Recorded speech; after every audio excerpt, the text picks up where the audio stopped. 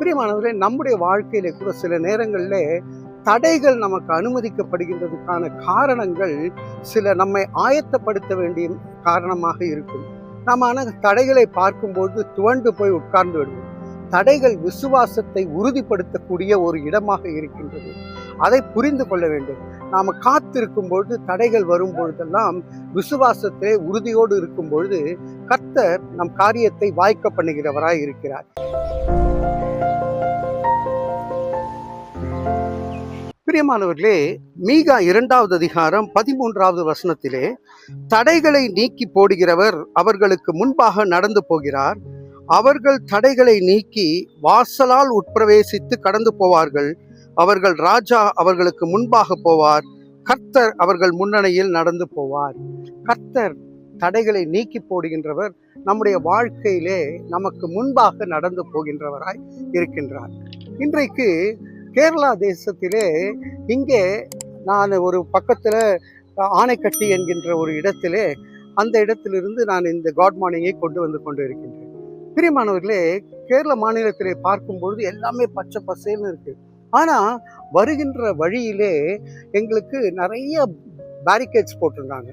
ஏன் அந்த பேரிகேட்ஸ் போட்டிருக்காங்க, தடைகளை ஏன் வைத்திருக்கிறார்கள் என்று பார்க்கும்பொழுது, இங்கே வேகமாக வந்து விலங்குகளுக்கு ஆபத்து நேரிடாதபடிக்கு அங்கே தடைகள் வைக்கப்பட்டு இருக்கின்றது. பிரியமானவர்களே, நம்முடைய வாழ்க்கையில கூட சில நேரங்களில் தடைகள் நமக்கு அனுமதிக்கப்படுகின்றதுக்கான காரணங்கள் சில நம்மை ஆயத்தப்படுத்த வேண்டிய காரணமாக இருக்கும். நாம தடைகளை பார்க்கும்போது துவண்டு போய் உட்கார்ந்து விடுவோம். தடைகள் விசுவாசத்தை உறுதிப்படுத்தக்கூடிய ஒரு இடமாக இருக்கின்றது. அதை புரிந்து கொள்ள வேண்டும். நாம் காத்திருக்கும் பொழுது தடைகள் வரும் பொழுதெல்லாம் விசுவாசத்தை உறுதியோடு இருக்கும் பொழுது கர்த்தர் நம் காரியத்தை வாய்க்க பண்ணுகிறவராய் இருக்கிறார். இன்றைக்கு நீங்கள் துவண்டு போய் தடைகள்னால எல்லாம் தடைப்பட்டு இருக்குன்னு நீங்கள் நினச்சிருக்கீங்களா? கவலைப்பட வேண்டாம். கர்த்தர் முன் செல்லுகின்றவராய் இருக்கிறார். ஒரு கிராமத்தில் ஒரு வாலிபன் ஊழியம் செய்ய வேண்டும் என்று ஆசையாக எனக்கு ஒரு பைக் வாங்கி தந்தால் இன்னும் நிறைய இடத்துக்கு போவேன் அப்படின்னு சொல்லி அம்மா இடத்துல சொன்னான். அம்மா வந்து ஒரு எளிமையான ஆசிரியர்.